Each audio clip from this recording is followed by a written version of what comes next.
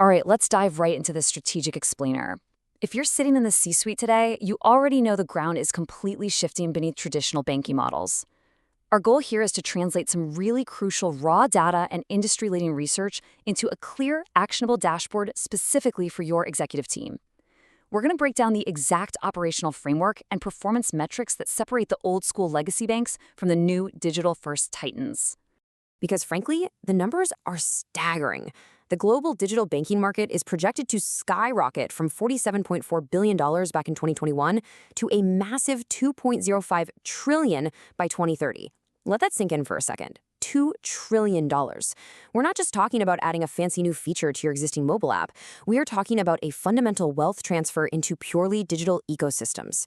Any institution that fails to capture a piece of this pie, well, they won't just lag behind. They literally won't survive the decade. And the urgency here is very real. Consumer demand for purely digital, branchless ecosystem platforms is forcing this massive global market shift.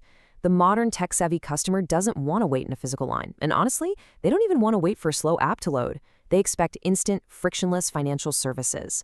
This expectation is the driving force pushing adoption rates through the roof, and it's setting a brand new baseline for what a bank is supposed to look and feel like. So here's our agenda for today's explainer.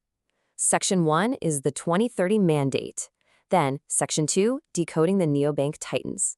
Section 3, business model and career anchors. Section 4, the killer KPI revealed. Section 5, optimizing acquisition costs. And finally, Section 6, the vital dozen dashboard. Okay, let's jump right into Section 1, the 2030 mandate. To understand this mandate, we just have to look at the market capitalizations of the top neobanks. Nubank absolutely led the pack with an astonishing $45 billion valuation at the time of its IPO, and they're closely followed by the rapid growth trajectories of Revolut at $33 billion and Chime at $25 billion. These numbers prove, beyond a shadow of a doubt, that digital-first efficiency yields exponential valuation growth.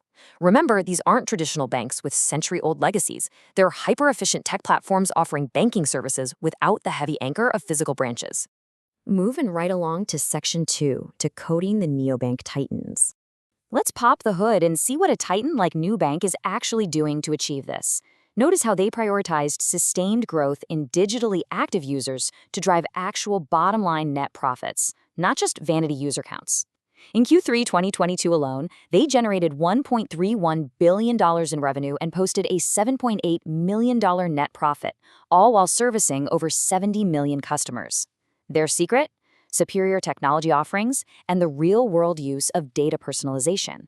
They track the metrics that prove a customer is genuinely engaged and transacting, because that is what actually moves the needle on profitability. Which brings us to Section 3, business model and career anchors. You know, your digital bank strategy isn't some off-the-shelf, one-size-fits-all thing. It's built on core business model canvas segments, your value propositions, customer segments, customer relationships, channels, and especially your cost structure. The key performance indicators you choose to focus on have to directly align with these elements, because at the end of the day, your underlying operational costs directly impact your digital strategy. They determine whether you can actually afford to acquire and retain the users you need to grow.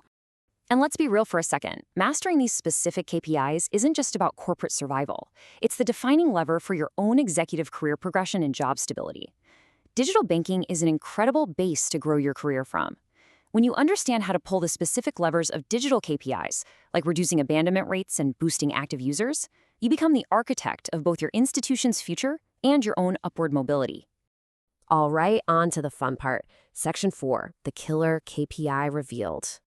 Let me introduce you to what should absolutely be your new obsession, average time to first transaction, or ATFT.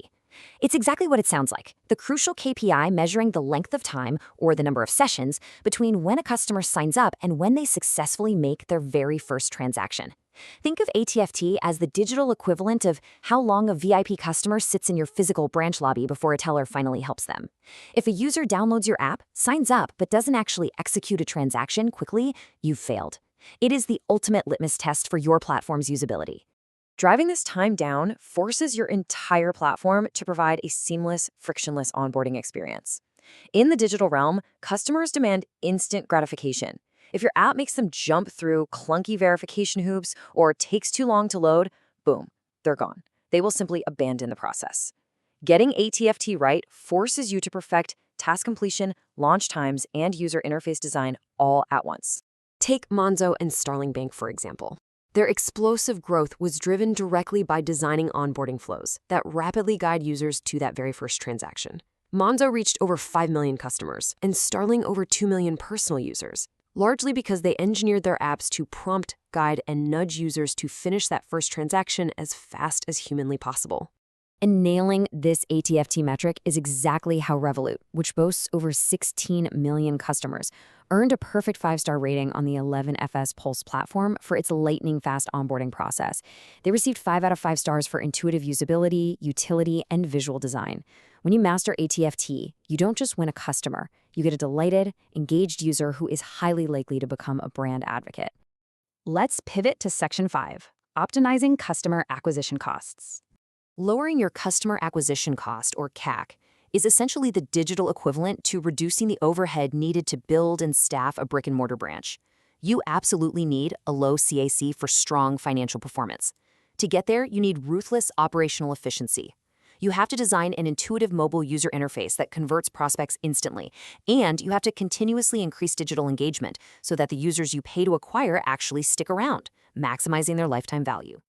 Ever heard of Seth Godin's purple cow concept? It's brilliant. The best way to lower your CAC is to create a digital product that is highly remarkable, a purple cow. If your app's user experience is so seamlessly efficient and unexpectedly delightful that users literally can't help but talk about it, it basically markets itself. And your reliance on expensive paid marketing will completely plummet. Finally, let's wrap things up with Section 6, the Vital Dozen Dashboard. Okay, let's look at the Vital Dozen list. Consider this your C-suite command center. We're tracking app downloads, CAC, conversion rates, and traditional banking staples like net interest margin, which of course remains fundamental even in digital spaces. But pay incredibly close attention to the operational metrics, cybersecurity and compliance, and tech scalability and error rates. These act as your early warning system. A spike in error rates or load times isn't just an IT headache. It's a severe compliance and cybersecurity risk that can derail your entire operation in a matter of hours. To help you manage all of this, we've outlined an executive tracking template so you can map these essential metrics against your quarterly business goals. By plotting targets for CAC reduction, ATFT speed, monthly active users, and net interest margin, you ensure your digital transition stays purely data-driven. This isn't about guessing what the market wants. It's about holding your operational team strictly accountable to the specific KPIs that dictate profitability in the digital age. As we wrap up this explainer, I want to leave you with a pressing thought for your next board meeting. Is your current executive dashboard truly calibrated to capture a piece of this $2.05 trillion market shift? Or are your legacy branch-era metrics hiding critical operational vulnerabilities that a neobank titan is just waiting to exploit? The 2030 mandate is clear. Master these digital KPIs, build your remarkable purple cow product, and lead your institution confidently into the future.